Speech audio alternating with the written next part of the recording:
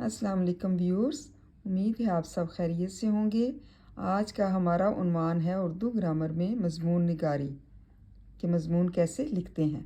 अज़हार मतलब के दो ही तरीके हैं, एक तकरीर और दूसरा तहरीर। तकरीर का ताल्लुक़ ज़ुबान से है और तहरीर का कलम से। दोनों सूरतों में बयान का मरबूत होना ज़रूरी है। अगर बयान मरबूत हो तो तहसीन के लायक है, वगरना नफरीन का सज़ावार। इसलिए जो मज़मून बयान करना या लिखना हो उसे सोचिए, मवाद को वसअत दीजिए और एक मौसर तरतीब से मुरतब कीजिए। जब मज़मून का मवाद जमा और मरबूत हो जाए तो इसे मुख्तसर सी तमहीद के साथ कीजिए। ज़ुबान को रोज़मर्रा और मुहावरे की चाशनी से आरास्ता कीजिए और खुदा का नाम लेकर लिखते जाइए। मज़मून किस तरह से लिखा जाता है, इसके दो जो है वो तरीके होते हैं। एक तो तकरीर, जो तलबा जो है अपने स्कूल के प्रोग्राम्स में करते हैं, ज़ुबानी तकरीर करते हैं, और दूसरा तहरीर। मतलब तकरीर का ताल्लुक़ जो है वो ज़ुबान से होता है जो हम अदा करते हैं, और तहरीर का कलम से लिखने से।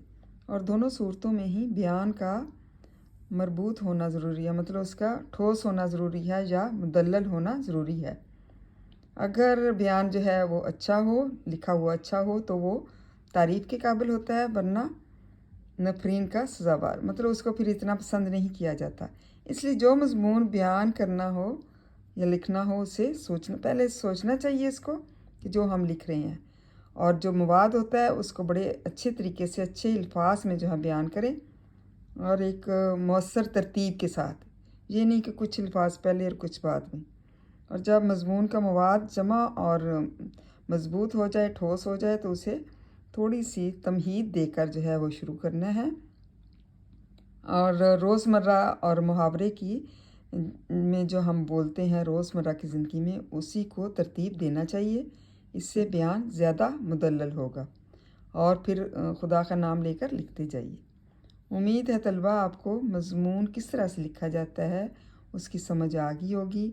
इसको लर्न करें, याद करें और अपने याददाश्त में महफूज कर लें। थैंक यू एंड जज़ाकल्लाह खैर।